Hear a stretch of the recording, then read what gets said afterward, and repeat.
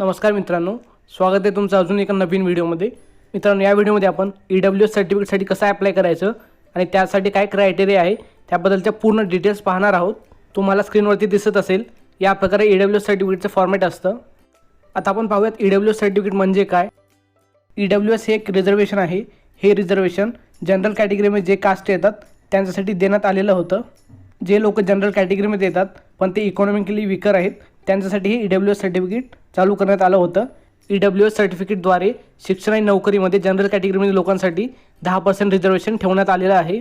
आता आपण पाहूयात EWS कोटामध्ये कोण कोण येतं।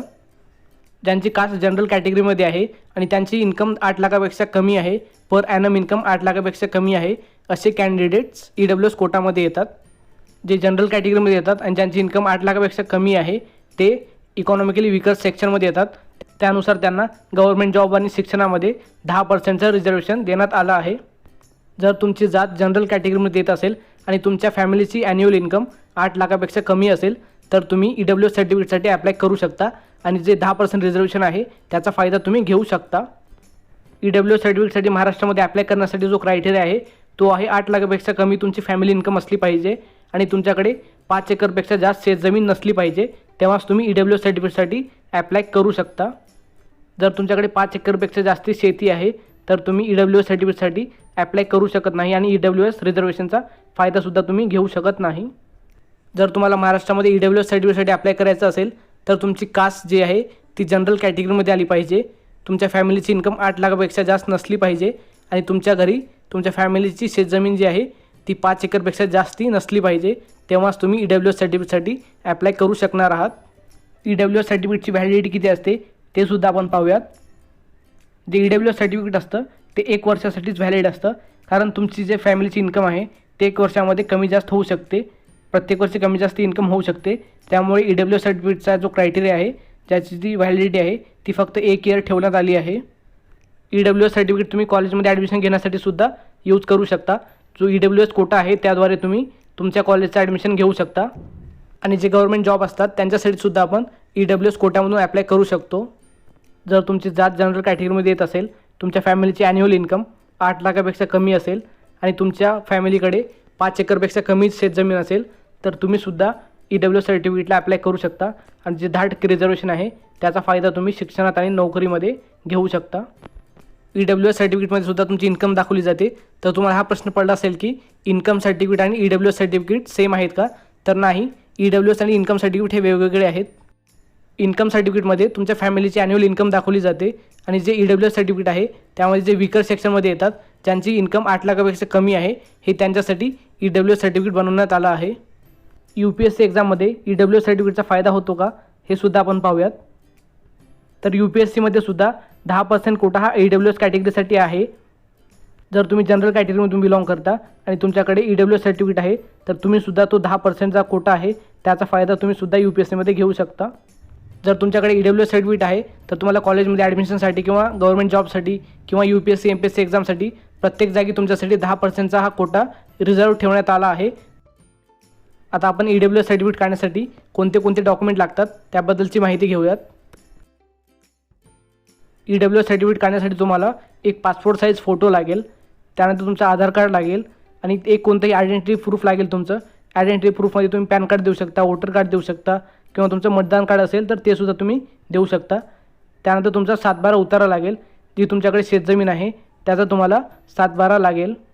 जर तुमच्याकडे शेती नसेल तर तुमची कोणती प्रॉपर्टी असेल तर त्याचेसुद्धा डॉक्युमेंट तुम्ही इथे देऊ शकता। त्यानंतर एक ॲफिडेविट किंवा सेल्फ डिक्लेरेशन तुम्हाला इथे द्यायचं आहे। त्यानंतर तुम्हाला ॲड्रेस प्रूफ द्यायचं आहे। ॲड्रेस प्रूफमध्ये तुम्हाला तुमचं रहिवासी प्रमाणपत्र बनवून घेऊन तो रहिवासी प्रमाणपत्र तुम्हाला तिथे सबमिट करायचं आहे। त्यानंतर जे बँक स्टेटमेंट असतात ते सुद्धा तुम्ही देऊ शकता, ते ऑप्शनल आहे। त्यानंतर तुमचं कास्ट सर्टिफिकेट, तुम्ही ज्या कास्टमधून बिलॉंग करता त्याबद्दलचं तुमचं सर्टिफिकेट तुम्हाला देणं गरजेचं आहे। तुमचा एक पासपोर्ट साईज फोटो, तुमचं आधार कार्ड, तुमचं एक आयडेंटिटी प्रूफ, तुमचं प्रॉपर्टीचं डॉक्युमेंट किंवा 7/12 उतारा, एक सेल्फ डिक्लेरेशन किंवा ॲफिडेविट, तुमचं डोमिसाईल सर्टिफिकेट आणि बँक स्टेटमेंट आणि कास्ट सर्टिफिकेट हे इतके डॉक्युमेंट तुम्हाला EWS सर्टिफिकेट काढण्यासाठी लागणार आहेत। आता आपण पाहूयात EWS सर्टिफिकेटसाठी अप्लाय कुठून करायचं, कसं करायचं आणि त्याबद्दलचा जो फॉर्म आहे तो फॉर्म कसा फिल करायचा त्याबद्दलच्या डिटेल्स आपण पाहूयात। EWS सर्टिफिकेटसाठी जर तुम्हाला अप्लाय करायचं असेल तर तुम्हाला जे स्क्रीनवरती डॉक्युमेंट दिसत आहेत त्यापैकी तुम्हाला ॲटलिस्ट 7 डॉक्युमेंट तरी तयार ठेवायचे आहेत. EWS सर्टिफिकेटसाठी जो ॲप्लिकेशन फॉर्म आहे तो कसा आहे ते सुद्धा आपण पाहूयात. तुम्हाला स्क्रीनवरती जे ॲप्लिकेशन फॉर्म दिसत आहे ते EWS सर्टिफिकेटसाठीचा ॲप्लिकेशन फॉर्म आहे. यामध्ये तुम्ही पाहू शकता application for economically weaker section income certificate for financial year. इथं तुम्ही ज्या इयरला काढताय तो इयर येईल. त्यानंतर आहे ॲप्लिकंट डिटेल. इथे तुम्हाला तुमच्या डिटेल्स टाकायचे आहेत. तुमचं नाव, तुमच्या वडिलांचं नाव, तुमचं जेंडर, तुमची डेट ऑफ बर्थ, तुमचा आधार नंबर, तुमची कास्ट आणि तुमची सबकास्ट कॅटेगरी. तुमच्या पर्सनल डिटेल्स टाकल्यानंतर त्याच्या खाली आहे तुमचा ॲड्रेस. तिथे तुम्हाला तुमचा ॲड्रेस टाकायचा आहे. तुमचं प्रेझेंट ॲड्रेस आणि पोस्टल ॲड्रेस जर वेगवेगळं असेल तर वेगवेगळं टाकायचं आहे. जर दोन्ही सेम असेल तर तुम्हाला ते सेम टाकायचं आहे. तुम्ही जो ॲड्रेस टाकताय तिथलं तुमच्याकडे डोमिसाईल सर्टिफिकेट असणं गरजेचं आहे. तेव्हाच तुम्ही तिथे अप्लाय करू शकता त्या ॲड्रेसवरून. त्यानंतर त्याच्या खाली आहे इन्कम डिटेल्स. तिथे तुम्हाला तुमच्या वर्षाचं किती इन्कम आहे तुमच्या फॅमिलीचं ते तुम्हाला एका वर्षाचं इन्कम तुम्हाला तिथे टाकायचं आहे.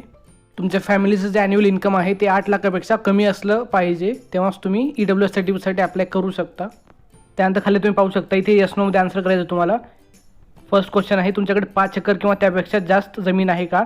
तिथे तुम्हाला यस किंवा नो करायचं आहे. त्यानंतर तुम्ही पाहू शकता residential flat of 1000 square foot ते सुद्धा तुम्हाला यस नो करायचं आहे. त्यानंतर अजून खाली 2 क्वेश्चन आहेत प्लॉटबद्दल. ते सुद्धा तुम्हाला यस नोमध्ये आन्सर करायचं आहे. हा जो ॲप्लिकेशन फॉर्म आहे तुम्हाला तो बरोबर भरायचा आहे. तुम्ही जे माहिती ते लिहिताय ती माहिती तुम्हाला अचूक भरायची आहे. कोणतीही माहिती तुम्हाला चुकून कोणतीही माहिती तुम्हाला तिथे भरायची नाही आहे. तुमच्या फॅमिलीची वार्षिक इन्कम, तुमच्याकडे किती जमीन आहे, तुमच्याकडे प्लॉट आहे का, तुमच्याकडे फ्लॅट आहे का, ती पूर्ण इन्फॉर्मेशन इथे विचारली गेली आहे. त्याचा आन्सर तुम्हाला यस नोमध्ये करायचं आहे. हा जो ॲप्लिकेशन फॉर्म आहे तुम्हाला पूर्णपणे भरून घ्यायचा आहे. आणि हा ॲप्लिकेशन फॉर्म भरल्यानंतर मी जे डॉक्युमेंट सांगितले होते ते डॉक्युमेंट तुम्हाला या फॉर्मसोबत अटॅच करायचे आहेत. या ॲप्लिकेशन फॉर्मवरती जी फोटोची जागा आहे तिथे तुम्हाला तुमचा एक पासपोर्ट साईज फोटो चिटकवायचा आहे. या ॲप्लिकेशन फॉर्मवरती जी माहिती आहे ती माहिती पूर्णपणे एक वेळेस वाचून घ्या. या ॲप्लिकेशन फॉर्मची लिंक मी तुम्हाला डिस्क्रिप्शनमध्ये देत आहे. तिथून तुम्ही हा ॲप्लिकेशन फॉर्म डाउनलोड करून घेऊ शकता आणि हा पूर्णपणे वाचू शकता. इथे जी माहिती विचारली आहे त्याचा आन्सर तुम्हाला यस नोमध्ये करायचं आहे आणि ते आन्सर बरोबर करायचे तुम्हाला. त्यानंतर खाली तुम्ही पाहू शकता तुम्हाला डॉक्युमेंटचे नावसुद्धा इथे दिले आहेत. त्याच्यानंतर काही कंडिशन्स आहेत आणि खाली तुमची एक सिग्नेचर लागणार आहे आणि तिथे तुम्हाला डेट टाकायची आहे. हा ॲप्लिकेशन फॉर्म तुम्ही पाहू शकता. हा तुम्हाला डाउनलोड करून घ्यायचा आहे आणि हा ॲप्लिकेशन फॉर्म मी जसं म्हणलं आहे तसं पूर्णपणे तुम्हाला भरायचं आहे. आणि जे डॉक्युमेंट आहेत ते डॉक्युमेंट तुम्हाला या ॲप्लिकेशन फॉर्मसोबत अटॅच करायचे आहेत. ॲप्लिकेशन फॉर्म भरून डॉक्युमेंट अटॅच केल्यानंतर हा जो ॲप्लिकेशन फॉर्म आहे तुम्हाला तो तुमच्या जवळील जे तहसील कार्यालय आहे तिथे तुम्हाला सबमिट करायचं आहे. महाराष्ट्रामध्ये जर आपल्याला EWS सर्टिफिकेट काढायचं असेल तर एकतर आपल्याला तहसीलला जावं लागेल किंवा तुमच्या जवळचं CSC सेंटर असेल तर त्या CSC सेंटरमधून सुद्धा तुम्ही EWS सर्टिफिकेट काढू शकता. मी जे डॉक्युमेंट सांगितले होते ते पूर्ण डॉक्युमेंट घेऊन जाऊन तुम्ही CSC सेंटरमधून सुद्धा EWS सर्टिफिकेट काढू शकता किंवा तुम्ही तुमच्या जवळील तहसील कार्यालयामध्ये सुद्धा जाऊन EWS सर्टिफिकेटसाठी अप्लाय करू शकता आणि तिथून सुद्धा तुम्हाला EWS सर्टिफिकेट मिळून जाईल. मित्रांनो, व्हिडिओ माहितीपूर्ण वाटल्यास नक्कीच लाईक, कमेंट आणि शेअर करा आणि जर तुम्ही चॅनलवर नवीन असाल तर चॅनलला सबस्क्राईब करायला विसरू नका.